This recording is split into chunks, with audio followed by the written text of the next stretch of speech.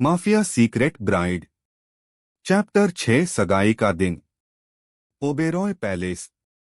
आज पूरे महल को दुल्हन की तरह सजाया गया था। देश के बड़े बड़े बिजनेसमैन, मंत्री और विदेशी मेहमान मौजूद थे। लेकिन पूरे हॉल में सबसे ज्यादा डर एक ही इंसान का था, आर्यवर्धन ओबेरॉय। काले रंग का 3 पीस सूट, ठंडी नीली आंखें और चेहरे पर ऐसा रौब कि कोई भी उसकी आंखों में देखने की हिम्मत नहीं कर रहा था। वह सीधा हॉल में आया। सब लोग खड़े हो गए। Good evening mister Oberoi. उसने किसी की तरफ देखा तक नहीं। दूसरी तरफ कियारा अपनी दादी के साथ हॉल में पहुंची। उसने पहली बार ओबेरॉय पैलेस देखा। वह घबरा गई। दादी, मुझे डर लग रहा है। दादी ने उसका हाथ थाम लिया।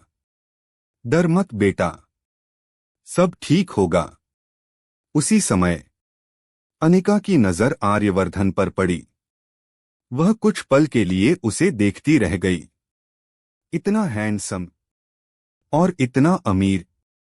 उसके मन में लालच और बढ़ गया। स्टेज पर पंडित जी ने कहा, दूल्हा दुल्हन एक दूसरे को अंगूठी पहनाए। आर्यवर्धन बिना कियारा की तरफ देखे आगे बढ़ा। उसने बस उसका हाथ आगे आते देखा। उसने सिर उठाकर उसका चेहरा देखने की जरूरत भी नहीं समझी। चुपचाप अंगूठी पहनाई और एक कदम पीछे हट गया। कियारा ने कांपते हाथों से उसे अंगूठी पहनाई। उस दौरान भी आर्यवर्धन की नजर कहीं और थी। यह देखकर अनिका के चेहरे पर मुस्कान आ गई।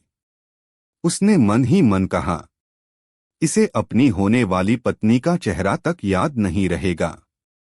यही मेरी सबसे बड़ी जीत होगी। सगाई खत्म होते ही विक्रम दौड़ता हुआ आया। बॉस, इमरजेंसी है। आर्यवर्धन की आंखें सख्त हो गईं। क्या हुआ? दुबई से हथियारों की खेप पर हमला हुआ है। आर्यवर्धन ने बिना एक पल गवाए कहा, हेलीकॉप्टर तैयार करो। उसने दादी की तरफ देखा। मुझे जाना होगा। और अगले ही पल वह सगाई छोड़कर चला गया। कियारा बस उसे जाते हुए देखती रह गई। उसे एहसास हो गया, जिस इंसान से उसकी शादी होने वाली है, उसकी जिंदगी में माफिया की दुनिया पहले है, बाकी सब बाद में। चैप्टर 7 शादी। बिना एहसास के 2 दिन बाद ओबेरॉय पैलेस को दुल्हन की तरह सजाया गया था। देश के सबसे बड़े उद्योगपति, राजनेता और विदेशी मेहमान शादी में शामिल हुए थे। हर तरफ कड़ी सुरक्षा थी। छतों पर स्नाइपर, हर गेट पर हथियारबंद गार्ड, क्योंकि यह किसी आम इंसान की नहीं, आर्यवर्धन ओबेरॉय की शादी थी। बारात महल के सामने रुकी। आर्यवर्धन काले शेरवानी में भी उतना ही खौफनाक लग रहा था। चेहरे पर कोई खुशी नहीं, कोई मुस्कान नहीं, बस वही ठंडी नीली आंखें। एक मंत्री ने मुस्कुराकर हाथ मिलाना चाहा। आर्यवर्धन ने उसकी तरफ देखा भी नहीं और आगे बढ़ गया। दुल्हन के कमरे में कियारा चुपचाप बैठी थी। उसकी दादी उसके सिर पर हाथ फेरते हुए बोली, बेटा, हर रिश्ता समय के साथ बनता है। कियारा ने हल्की सी मुस्कान दी।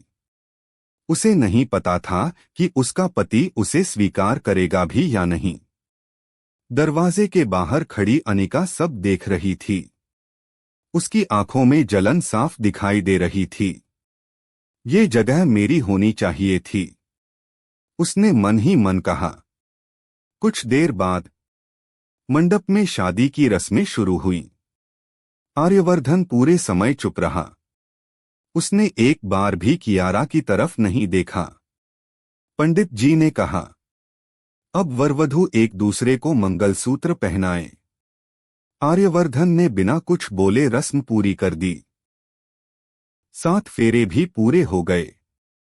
सबने तालियां बजाईं, लेकिन दूल्हे के चेहरे पर कोई भाव नहीं था। विदाई के बाद ओबेरॉय पैलेस। दादी ने मुस्कुराकर कहा, आर्य, कियारा को उसके कमरे तक छोड़ आओ। आर्यवर्धन ने ठंडी आवाज में जवाब दिया, विक्रम छोड़ देगा। यह कहकर वह मुड़ा और अपनी स्टडी की तरफ चला गया। कियारा ने पहली बार महसूस किया, वह इस महल में आ तो गई है, लेकिन उसके पति की दुनिया में उसके लिए कोई जगह नहीं है। उसे नहीं पता था, यही दूरी आगे चलकर उसकी जिंदगी का सबसे बड़ा दर्द बनने वाली है। चैप्टर 8, मेरी जिंदगी से दूर रहना। रात। ओबेरॉय पैलेस पूरी तरह शांत था। कियारा पहली बार अपने नए कमरे में अकेली बैठी थी। उसकी आंखों में डर भी था और अनजान भविष्य की चिंता भी। अचानक दरवाजा खुला। ठक ठक। आर्यवर्धन अंदर आया। उसके चेहरे पर वही ठंडापन, वही खामोशी, वही नीली आंखें। कियारा सम्मान से खड़ी हो गई। जी। आर्यवर्धन ने उसकी तरफ कुछ सेकंड देखा, फिर ठंडी आवाज में बोला, ध्यान से सुनो। यह शादी मेरी दादी की वजह से हुई है। इसका मतलब यह मत समझना कि तुम मेरी जिंदगी का हिस्सा बन गई हो। कमरे में सन्नाटा छा गया। मेरे कमरे में बिना इजाजत कभी मत आना। मेरे कामों में दखल मत देना।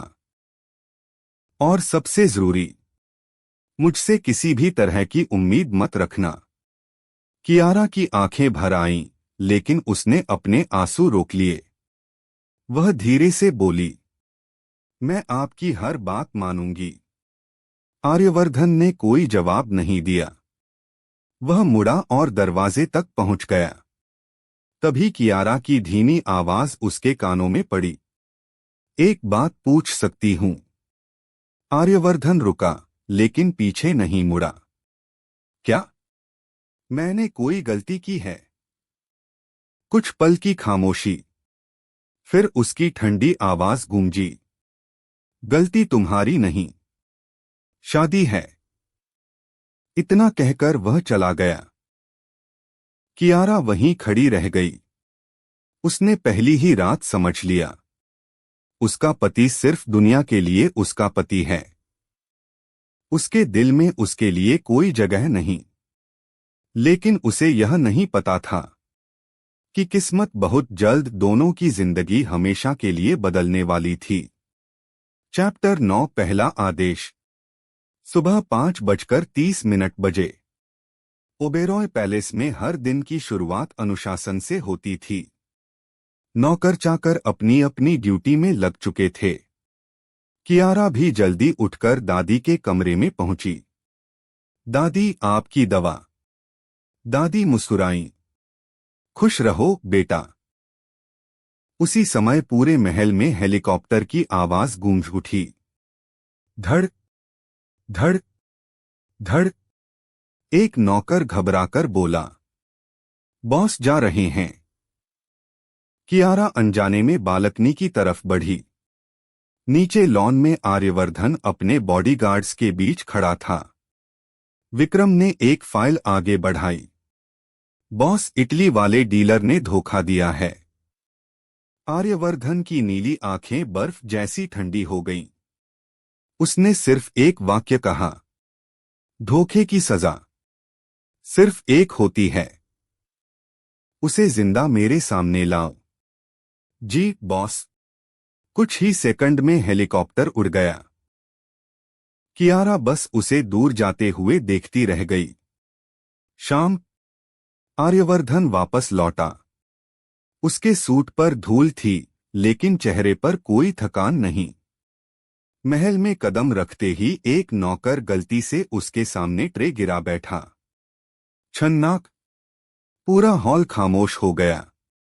नौकर डर के मारे कांपने लगा। माफ कर दीजिए सर। आर्यवर्धन ने उसकी तरफ देखा। उसकी नीली आंखों का गुस्सा देखकर नौकर के हाथ कांपने लगे। तभी कियारा वहां पहुंच गई। वह समझ गई कि नौकर से गलती हो गई है। दादी भी दूर से सब देख रही थीं। आर्यवर्धन ने ठंडी आवाज में कहा, गलती करने वालों की मेरे यहां कोई जगह नहीं होती। नौकर की आंखों में आंसू आ गए। उसी समय कियारा ने पहली बार हिम्मत करके धीरे से कहा, इनसे गलती हो गई है, जानबूझकर नहीं की। पूरा हॉल सन्न रह गया। किसी ने आज तक आर्यवर्धन के फैसले के बीच बोलने की हिम्मत नहीं की थी। आर्यवर्धन ने धीरे धीरे अपनी नजर कियारा पर डाली। उसकी नीली आंखों में चेतावनी साफ थी। कुछ पल बाद वह बोला, मैंने तुम्हें पहले ही कहा था, मेरे फैसलों के बीच मत बोलना। इतना कहकर वह बिना पीछे देखे अपनी स्टडी की ओर चला गया। कियारा चुप खड़ी रह गई। उसे एहसास हो गया, इस महल में सबसे मुश्किल काम आर्यवर्धन के दिल तक पहुंचना नहीं, बल्कि उसके गुस्से का सामना करना है। चैप्टर 10 मौत का फरमान। रात 11:45 बजे। ओबेरॉय पैलेस की तीसरी मंजिल पर बनी स्टडी में सिर्फ एक लैंप जल रहा था। आर्यवर्धन ओबेरॉय अपनी कुर्सी पर बैठा फाइलें देख रहा था। तभी टक टक विक्रम ने दरवाजा खटखटाया। अंदर आओ बॉस, एक बुरी खबर है। आर्यवर्धन ने फाइल बंद कर दी। बोलो। हमारे ही गैंग का एक आदमी दुश्मनों को जानकारी बेच रहा था। कमरे का तापमान जैसे अचानक गिर गया। कुछ सेकंड तक आर्यवर्धन कुछ नहीं बोला। फिर वह धीरे धीरे अपनी कुर्सी से उठा। उसकी नीली आंखों में ऐसा गुस्सा था कि विक्रम भी नजरें झुका गया। नाम? रघु। कहाँ है? बेसमेंट में। आर्यवर्धन बिना एक शब्द बोले नीचे चला गया। ओबेरॉय पैलेस का सीक्रेट बेसमेंट। लोहे का विशाल दरवाजा खुला। अंदर दर्जनों हथियारबंद गार्ड खड़े थे। बीच में एक आदमी कुर्सी से बंधा कांप रहा था। बॉस, मुझसे गलती हो गई। आर्यवर्धन उसके सामने जाकर रुक गया। गलती? उसकी आवाज बिल्कुल शांत थी। और यही उसकी सबसे डरावनी बात थी। मैंने पैसों के लिए। आदमी अपनी बात पूरी भी नहीं कर पाया। आर्यवर्धन ने विक्रम की तरफ देखे बिना कहा, धोखा मेरे लिए सबसे बड़ा गुनाह है। इसे यहां से ले जाओ। गार्ड उसे लेकर चले गए। आर्यवर्धन मुड़ा और ऊपर चला गया। उसने कभी अपने फैसलों पर दोबारा बात नहीं की। उसी समय दूसरी मंजिल पर कियारा अपनी बालकनी में खड़ी थी। उसने नीचे बेसमेंट की तरफ गाड़ियों की हलचल देखी। वह समझ नहीं पाई कि आधी रात को महल में क्या हो रहा है। दादी उसके पास आईं। क्या सोच रही हो? दादी। आर्यवर्धन जी हमेशा इतने गुस्से में क्यों रहते हैं? दादी ने गहरी सांस ली। उन्होंने छोटी उम्र में बहुत कुछ खोया है बेटा। तभी उन्होंने अपने दिल के चारों तरफ पत्थर की दीवार खड़ी कर ली। कियारा चुप हो गई।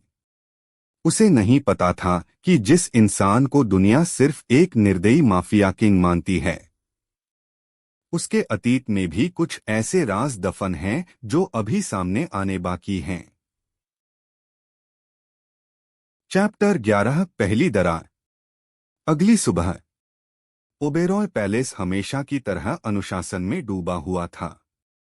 महल का हर कर्मचारी जानता था कि अगर आर्यवर्धन ओबेरॉय एक बार गुस्सा हो जाए तो पूरा माहौल बदल जाता है। कियारा चुपचाप दादी के साथ नाश्ता लगा रही थी। तभी सीढ़ियों से भारी कदमों की आवाज आई। आर्यवर्धन नीचे उतरा। उसकी नीली आंखें हमेशा की तरह ठंडी थीं। सभी नौकर सिर झुकाकर खड़े हो गए।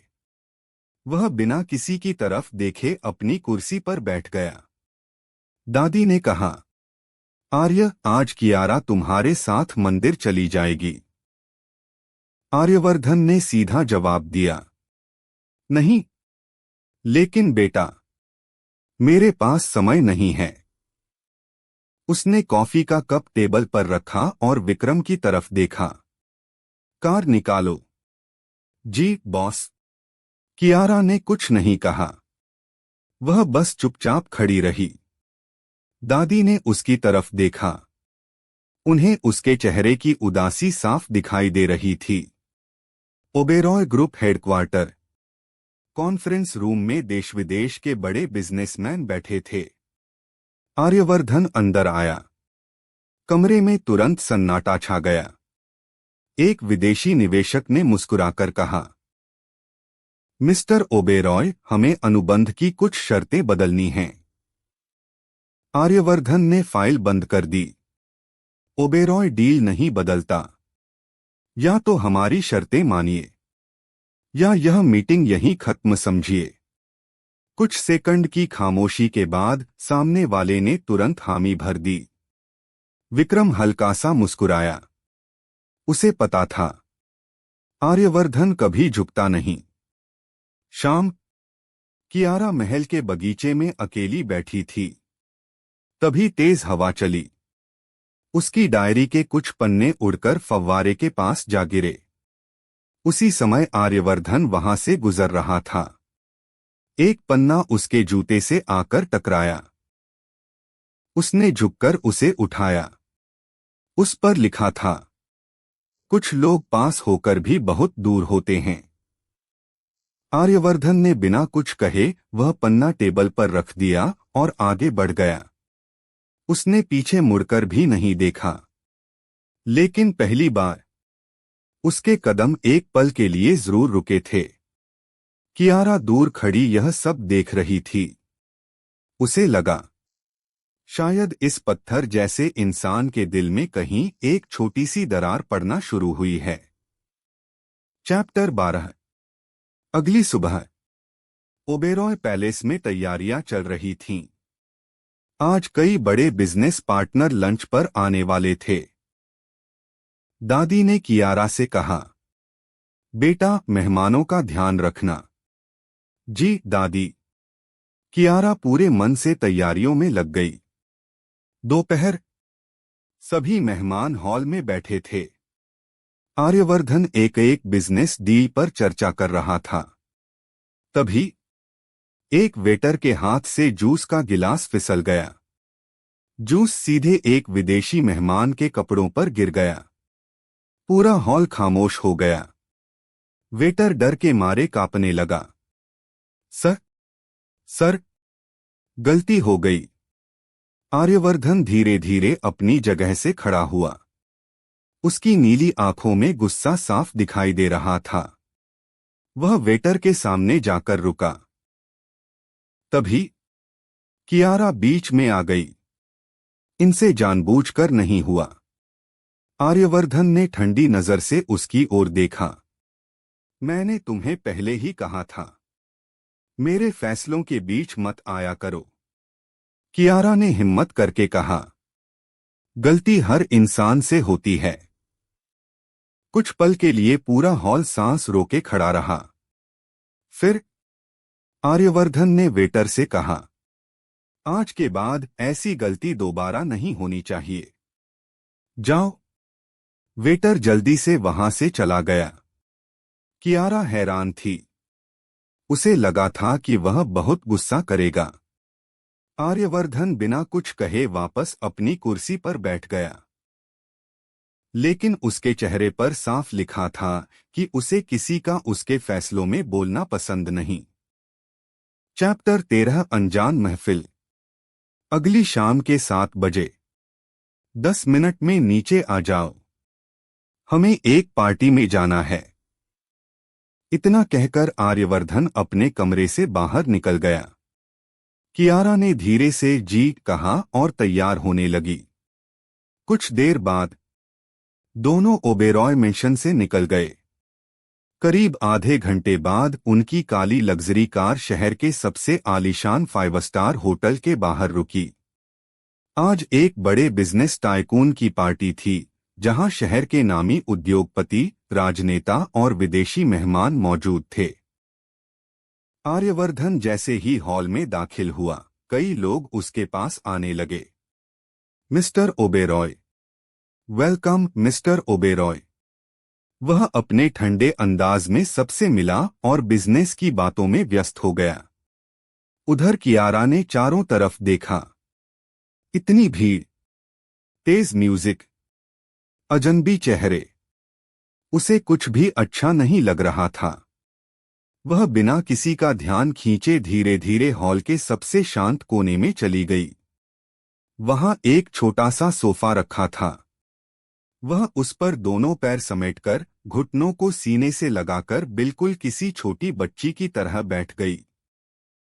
सामने रखी टेबल से उसने जूस का एक ग्लास उठा लिया और धीरे धीरे पीने लगी।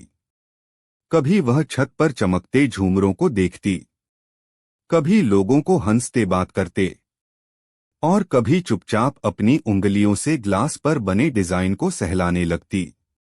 उसे पार्टी से कोई मतलब नहीं था।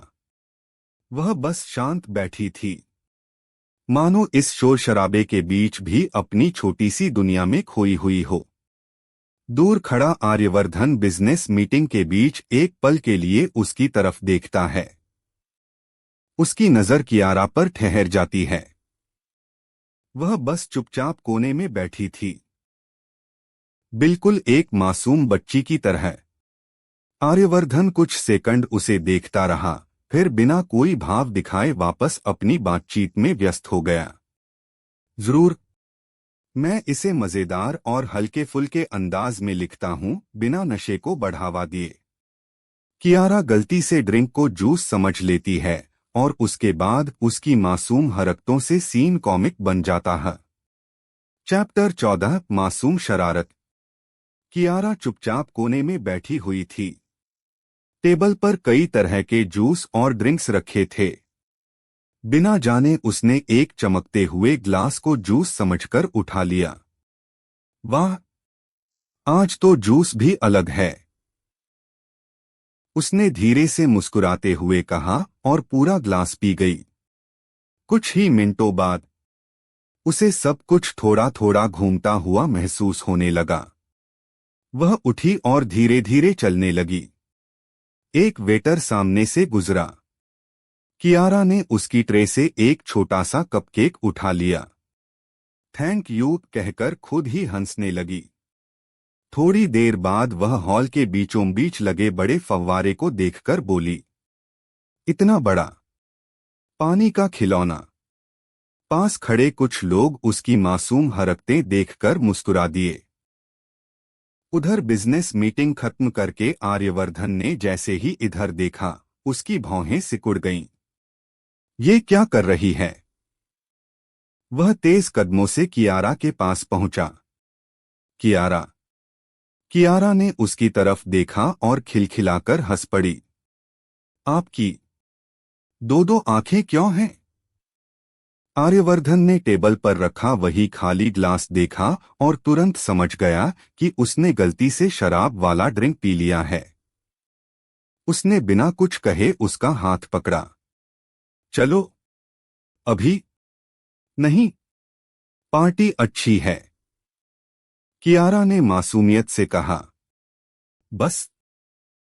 आर्यवर्धन उसे लेकर होटल से बाहर निकल आया। जैसे ही दोनों पार्किंग की तरफ बढ़े, कियारा की नजर एक छोटे बच्चे पर पड़ी।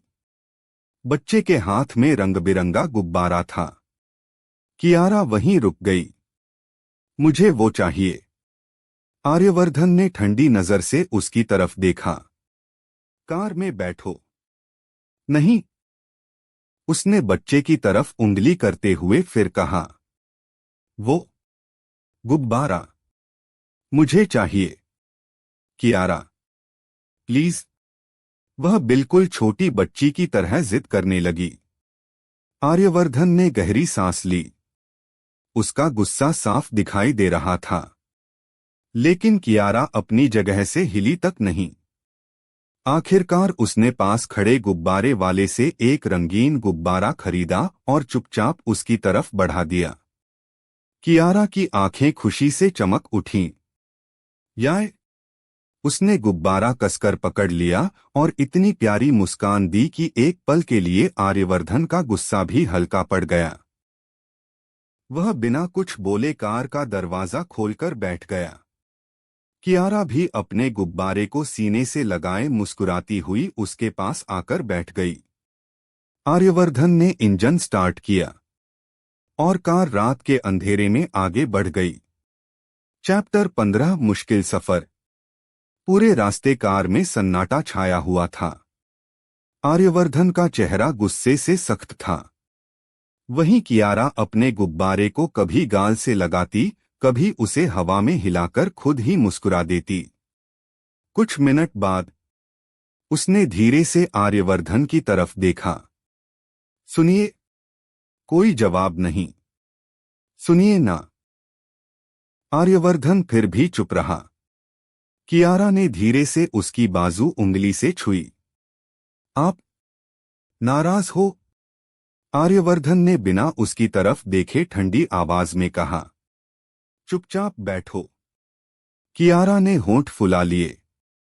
हम गुस्सैल आदमी। इतना कहकर वह खुद ही हंस पड़ी। आर्यवर्धन ने ब्रेक पर थोड़ा जोर से पैर रखा। एक शब्द और नहीं। कियारा तुरंत सीधी होकर बैठ गई। 2 सेकंड। फिर धीरे से बोली, लेकिन मुझे भूख लगी है। आर्यवर्धन ने आंखें बंद करके गहरी सांस ली। उसे समझ नहीं आ रहा था कि गुस्सा करे या इस लड़की की हरकतों पर हैरान हो।